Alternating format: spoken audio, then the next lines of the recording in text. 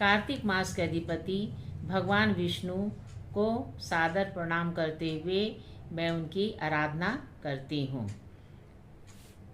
कार्तिक के अधिपति भगवान विष्णु की कथा को सुनने से हमें अक्षय पुण्य की प्राप्ति होती है और हमारे पाप नष्ट हो जाते हैं। इस मास में भगवान विष्णु और उनके अवतारों की कथा का श्रवण करने से तथा कहने से हमें पुण्य फल की प्राप्ति होती है। इस माह में दीप दान करने तथा गंगा नदी या किसी पवित्र सरोवर में स्नान करने से भी हमारे पाप नष्ट हो जाते हैं। हमें गंगा नदी या किसी पवित्र सरोवर में स्नान करके यथासंभव जितना भी हमारा सामर्थ्य हो हमें दान पुण्य भी करना चाहिए। आइए कथा का श्रवण करें। कथा का श्रवण करने से भगवान आपको पुण्य फल की प्राप्ति दें तथा मुझे भी सद्बुद्धि प्रदान करें। आप कमेंट्स में ज़रूर लिखिएगा कि आपको यह कथा कैसी लगी। चलिए आइए कथा का हम श्रवण करें। पहले कांचीपुर में चोल नाम के एक चक्रवर्ती राजा हो गए हैं। राजा चोल के राज्य में कोई भी मनुष्य दरिद्र, दुखी, पापी तथा रोगी नहीं था। एक समय की बात है, राजा चोल अनंत शयन नामक तीर्थ में गए। वहाँ जगदीश्वर भगवान विष्णु के दिव्य विग्रह की विधि पूर्वक पूजा की। दिव्य मणि, मुक्ता फल तथा स्वर्ण के बने हुए सुंदर पुष्पों से पूजन करके राजा ने साष्टांग प्रणाम किया। प्रणाम करके वे ज्यों ही बैठे त्यों ही उनकी दृष्टि भगवान के पास आते हुए एक ब्राह्मण पर पड़ी, जो उन्हीं की कांची नगरी के निवासी थे। उनका नाम था विष्णु दास। उन्होंने भगवान की पूजा के लिए अपने हाथ में तुलसी दल एवं जल ले रखा था। निकट आने पर उन ब्रह्मर्षि ने विष्णु सूक्त का पाठ करते हुए देवाधिदेव भगवान को स्नान कराया और तुलसी की मंजरी तथा पत्तों से उनकी विधिवत पूजा की। राजा चोल ने जो पहले रत्नों से भगवान की पूजा की थी वह सब तुलसी पूजा से ढक गई। यह देखकर राजा कुपित होकर बोले, विष्णुदास, मैंने मणियों और स्वर्ण से भगवान की पूजा की थी, वह कितनी शोभा पा रही थी। तुमने तुलसी दल चढ़ाकर उसे ढक दिया। मुझे तो ऐसा जान पड़ता है कि तुम दरिद्र और गंवार हो, भगवान विष्णु की भक्ति बिल्कुल नहीं जानते। राजा की यह बात सुनकर द्विजश्रेष्ठ विष्णुदास ने कहा, राजन, आपको भक्ति का कुछ भी पता नहीं है। केवल राजलक्ष्मी के कारण आप घमंड कर रहे हैं। तब नृपश्रेष्ठ चोल ने हंसकर कहा, तुम तो दरिद्र एवं निर्धन हो। तुम्हारी भगवान विष्णु में भक्ति ही कितनी है। तुमने भगवान विष्णु को संतुष्ट करने वाला कोई भी यज्ञ, दान आदि नहीं किया और न पहले कभी कोई देव मंदिर ही बनवाया है। इतने पर भी तुम्हें अपनी भक्ति का इतना गर्व है। अच्छा, तो ये ब्राह्मण मेरी बात सुन लें। भगवान विष्णु का दर्शन पहले मैं करता हूँ या यह ब्राह्मण। इस बात को आप सब देखें, फिर हम दोनों में किसकी भक्ति कैसी है यह सब लोग स्वतः जान लेंगे। ऐसा कहकर राजा अपने राजभवन को चले गए। वहाँ उन्होंने महर्षि मुद्गल को आचार्य बनाकर वैष्णव यज्ञ प्रारंभ किया। उधर सदैव भगवान विष्णु को प्रसन्न करने वाले शास्त्रोक्त नियमों में तत्पर विष्णुदास भी व्रत का पालन करते हुए वहीं भगवान विष्णु के मंदिर में टिक गए।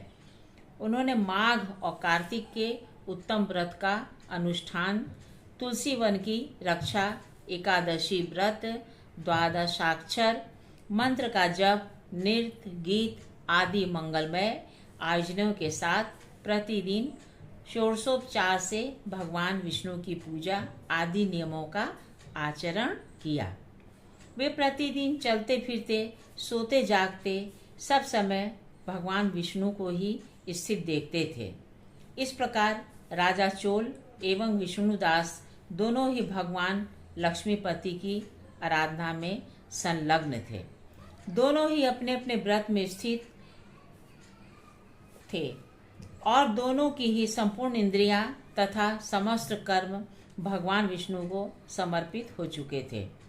इस अवस्था में उन दोनों ने दीर्घकाल व्यतीत किया।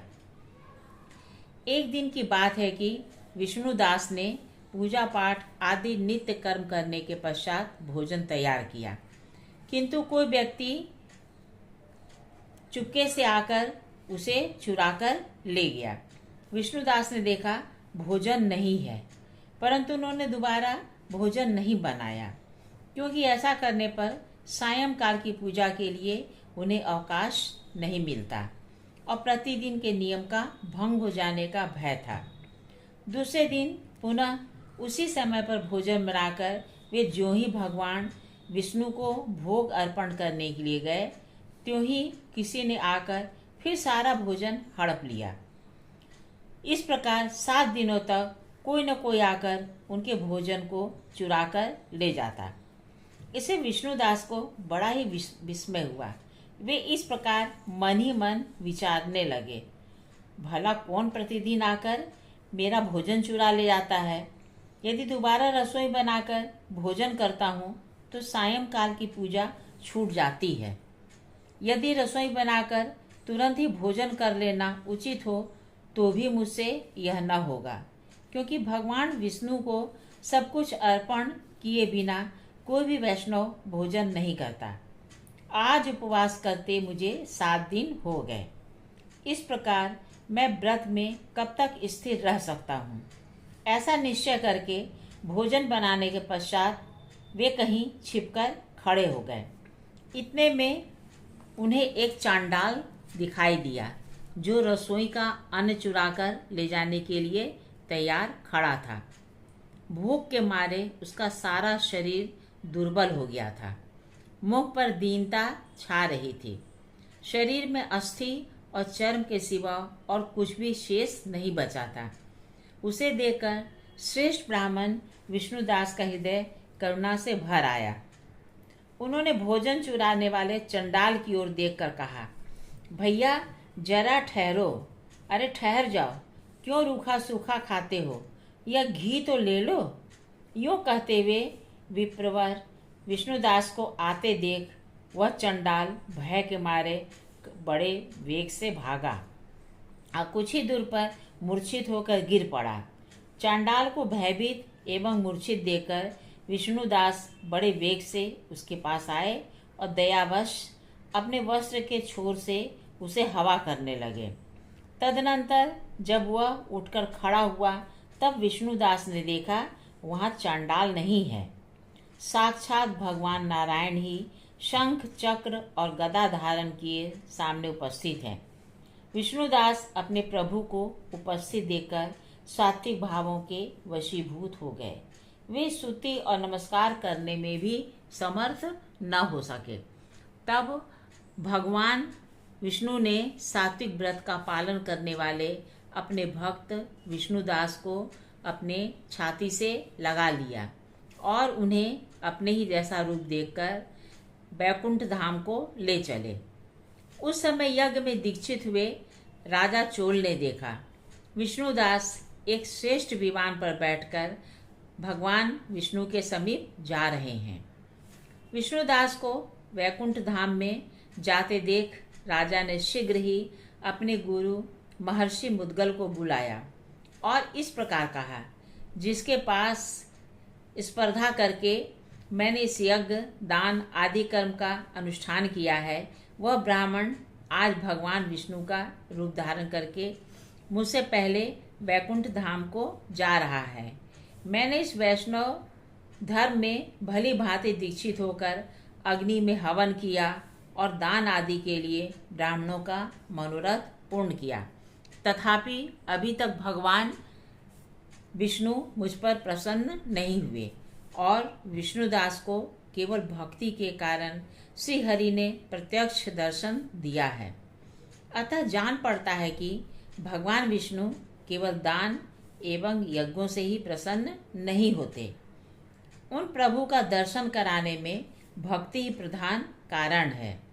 यूँ कहकर राजा अपने भांजे को राज्य दे यज्ञशाला में गए और यज्ञ कुंड के सामने खड़े होकर भगवान विष्णु को संबोधित करते हुए 3 बार उच्च स्वर से बोले, भगवान आप मुझे मन, वाणी, शरीर और क्रिया द्वारा होने वाली अविचल भक्ति प्रदान कीजिए। इस प्रकार कहकर वे सबके देखते देखते अग्निकुंड में कूद पड़े। बस उसी समय भक्त वत्सल भगवान विष्णु उस अग्निकुंड से प्रकट हो गए। उन्होंने राजा को छाती से लगाकर एक श्रेष्ठ विमान पर बैठाकर अपने साथ वैकुंठ धाम को प्रस्थान किया। इन दोनों की भक्ति पर ही भगवान परम प्रसन्न हुए थे। भगवत कृपा से ब्राह्मण विष्णुदास पुण्यशील और राजा चोल सुशील नाम के भगवान के प्रसिद्ध पार्षद हुए। इन दोनों को अपने ही समान रूप देकर भगवान लक्ष्मीपति ने अपना द्वारपाल बना दिया। श्रोताओं, आपसे एक अनुरोध है, कृपया कहानी सुनने के बाद पुण्य फल की प्राप्ति के लिए आप मेरे चैनल को लाइक और सब्सक्राइब भी कर दीजिएगा। नमस्कार।